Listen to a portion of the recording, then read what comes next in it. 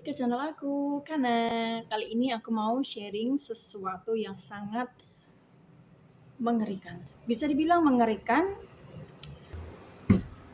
ya. Mau ngomong soal aku disuruh nyalain dupa setiap pagi dan bakar kemenyan, guys, di rumah majikan aku ini. Jadi aku kerja di sini udah cukup lama ya. Selama ini aku belum pernah disuruh yang namanya nyalain dupa kalau enggak hari besar, kalau pas atau hari lebarannya mereka aja gitu, hari rayanya mereka itu cuma sekali setahun gitu. Tapi kali ini aku disuruh nyalain setiap hari dan aku tuh dikasih batu. Karena aku nggak tahu kemenyan itu kayak apa, kan aku nggak tahu sama sekali, guys. Belum pernah melihat seumur hidup aku, bener deh, sumpah. Terus aku dikasih batu, tuh katanya dikerik ya, nanti dibakar gitu. Kasih minyak terus dibakar gitu di kamar aku. Dia bilang gitu, oke. Aku bakar aja, guys, karena aku nggak tahu kan itu apaan. Terus temen aku yang bilang, ih batu apaan sih? Coba lihat gitu. Terus dia ngeliat, dia bilang, itu loh kemenyan. Aku nggak tahu itu kemenyan, sumpah. Terus aku langsung searching Google aku searching, ternyata iya benar itu kemenyan. Ya ampun, baru pertama kali seumur hidup selama 33 tahun aku baru tahu bentuknya kemenyan dan pegang di tangan aku, guys. Bener. Aku nggak pernah tahu itu.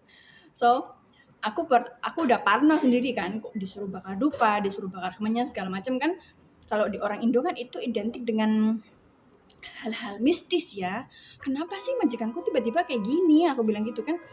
Aku heran, terus aku telepon keluargaku di Indo. Mereka ngasih penjelasan itu dupa dan kemenyan itu gunanya buat apa. Jadi soalnya kan pengertianku dari dulu kan kemenyan itu untuk orang meninggal atau untuk dukun gitu ya. Tapi ternyata bagi orang Hindu atau bagi orang Buddha mereka juga memakainya, tapi untuk hal-hal yang lain, guys. Jadi kayak buat mendatangkan kenyamanan di rumah ini atau untuk melindungi rumah ini atau gimana gitulah, tergantung kepercayaannya masing-masing. Sakit. Gitu. Jadi dengan pengertian itu aku jadi tahu kalau itu ternyata bukan untuk hal mistis aja gitu. Dan awalnya aku memang parno banget, soalnya dulu di rumah ini tuh ada satu pembantu. Di sini dia 3 tahun. Dia itu kayak horor gitu loh. Dia nggak tahu aku datang dari mana sih, tapi dia itu datang ke sini dengan membawa keris, guys. Pertamanya aku nggak tahu. Kerisnya itu ditaruh di bawah kasur pas mau ganti bedsheet, mau ganti spray, itu ngelihat ada keris di situ kan aneh. Ini anak kok bawa keris gitu. Kenapa? Satu penemuan keris. Kedua, nemu minyak cendana yang baunya menyengat gitu, nggak enak banget. Terus ketiga, kita menemukan satu botol yang isinya minyak sama rambut. Terus lagi kita menemukan sesuatu yang kayak kain putih, ada tanahnya di dalamnya, dibuntel. Terus lagi, pokoknya dia tuh horor banget. Terus aku kan coba ngomong ke majikan. Anak ini aneh. Menurut pengertian aku, orang Indo, orang yang membawa kayak gini itu kayak black magic, kayak ilmu santet kayak gitu, ilmu hitam. Majikanku nggak percaya, guys. Malah aku dikatain, kamu kenapa sih kayak gini? Kamu kenapa sih benci sama dia? Kamu kenapa sih selalu menjelek-jelekan dia gitu? Malah aku digituin sama dia. Jadi selama 3 tahun itu kayak aku hidup di hell. Kayak aku hidup di neraka sama dia. Akhirnya aku nggak betah, aku mau ngebreak. Tapi pas aku mau ngebreak, bos aku yang laki-laki ngebelain aku.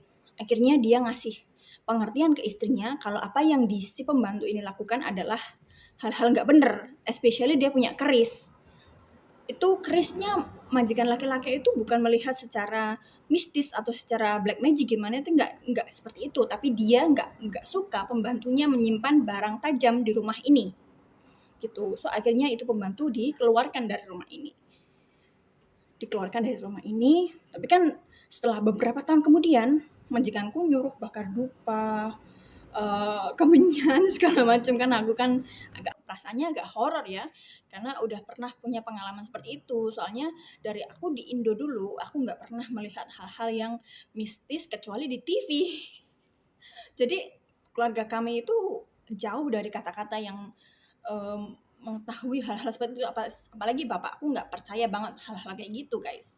So mungkin dia tahu percaya adanya, tapi dia nggak pernah sebenarnya yang namanya yang menggunakan hal-hal seperti itu untuk apa aja, nggak pernah lah pokoknya. Jadi ya itu, aku nggak pernah mengenal soal hal-hal seperti itu, makanya aku kalau ngelihat itu langsung horor. Ya udah, gitu aja cerita aku kali ini. Tapi ini adalah sebuah pengalaman yang sangat menegangkan buat aku selama ini. Sekarang udah tahu, jadi nggak dekat aku lagi. Ya udah, makasih udah nonton. Thank you. Aku mau keliling rumah dulu, membawa ini, guys. Dupanya adalah ini, kayak rumput gitu. Modelnya kayak rumput. Iya, modelnya kayak rumput. Dan baunya itu kayak rumput kering dibakar gitu loh. Baunya enak sih sebenarnya, nggak nyengat gitu, nggak. Cuma kemenyannya aja tuh yang menyengat.